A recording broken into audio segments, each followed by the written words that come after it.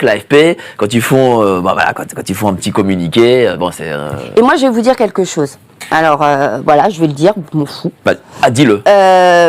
Alors, Monsieur Montiel, qui est évidemment très proche du pouvoir, il était au courant de toute ma carrière professionnelle, de mes négociations avant même que j'ai négocié, voilà, de tout ça.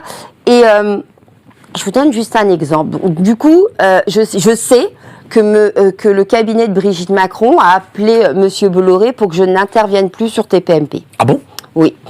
Donc je le sais, voilà, on peut me dire tout ce qu'on veut, on peut me sortir des histoires hallucinantes. Attends. L'Élysée a demandé que tu ne sois plus sur TPMP. Oui. Ah mais je t'explique. Moi, depuis que je me suis lancée dans cette histoire d'enquête, j'ai bien compris qu'on voulait ma mort professionnelle. C'est une évidence. C'est une évidence qu'on veut ma mort professionnelle, qu'on veut m'invisibiliser. Et ça va même plus loin. Je vais te raconter quelque chose. Vas-y. Lors de la campagne européenne, c'est plus un secret pour personne, j'étais donc candidate sur une liste... Des Patriotes, voilà. Et Monsieur Berkoff, que j'aime beaucoup... Monsieur Berkoff me dit, écoute, j'aimerais bien t'interviewer, tu as un parcours super intéressant, puis j'aimerais savoir pourquoi tu passes comme ça du journalisme à la politique, donc est-ce que tu peux venir demain matin sur l'émission? Je dis, avec plaisir, il n'y a pas de souci, etc. Et puis...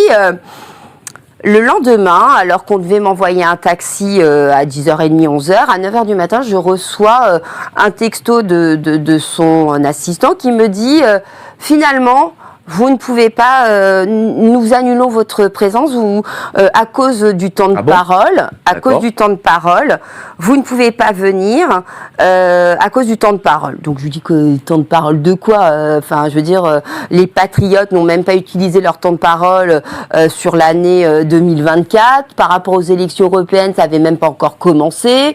Donc il y avait aucune histoire de temps de parole. Donc je dis à son assistant. Arrêtez de me prendre pour une quiche, vous insultez mon intelligence et c'est le genre de choses dont j'ai horreur. Donc pourquoi je ne peux pas venir sur cette émission? Et puis je ne vais pas trahir des secrets parce que ça peut mettre mal à l'aise certaines personnes. Mais bon, je découvre que finalement c'est Monsieur Patrick Roger. Le patron de Sud Radio. Le patron de Sud Radio qui a mis son veto à ma venue sur Sud Radio et donc dans l'émission de Monsieur Berkoff. T'es sûr que c'est lui? Je suis sûre que c'est lui.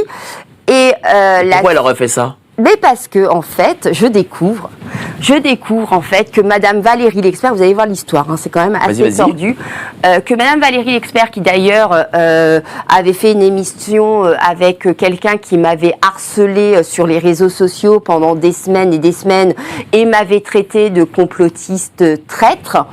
Et donc a vraiment beaucoup d'influence sur cette radio. Elle est très pote avec avec le patron de Sud Radio et que même elle donc ne veut pas que je vienne sur cette radio. Et qu'est-ce que je découvre en fait quelques semaines plus tard? C'est que Madame Valérie L'Expert est une amie très proche de Bernard Montiel. Donc en fait, vous voyez, ça va jusque là. Qui lui est ami très proche de Brigitte Macron. C'est-à-dire que même pendant la campagne européenne, on a tout fait pour m'invisibilité et pas me donner la parole. Sur un sujet, j'allais pas parler de Brigitte Macron, vous imaginez bien. J'allais pas parler de Jean-Michel Trogneux. J'étais là aussi pour parler de l'Union européenne.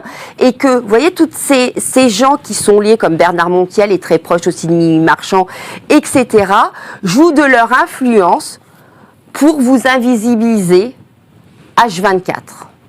Voilà. Mais c'est des accusations graves quand même que tu portes là. C'est pas des accusations graves, je suis désolée, c'est juste le milieu du journalisme où effectivement on joue de son influence pour ne pas vous faire venir sur un plateau, même pour parler d'un autre sujet, où en fait on veut clairement votre mort professionnelle et sociale. C'est des choses dont je très peu parler parce que je suis pas du genre à me plaindre. Mais je suis content que tu le fasses ici. Je suis pas du genre à me plaindre, mais c'est vrai que j'ai beaucoup cru que c'était la crise sanitaire qui m'avait fait beaucoup de mal professionnellement, même si c'est sans regret. Et si c'était à refaire, je referais exactement la même chose.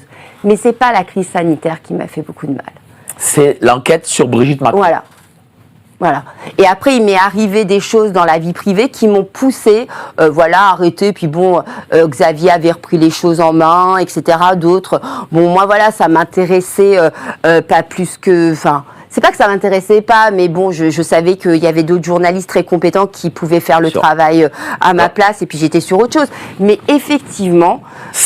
C'est parce que voilà, t'as fouillé un peu trop loin dans la vie, dans les affaires, on va dire, privées et puis, des Macron. Moi, j'étais quelqu'un du mainstream qui avait la parole dans une émission de grande écoute, qui dirigeait des journaux importants, et que du coup, celle-là, elle est embêtante en fait. Chère Myriam, tu as été très courageuse en tout cas de faire ce que tu as fait. Et je vais te dire, mais tu sais très bien que tu rebondiras.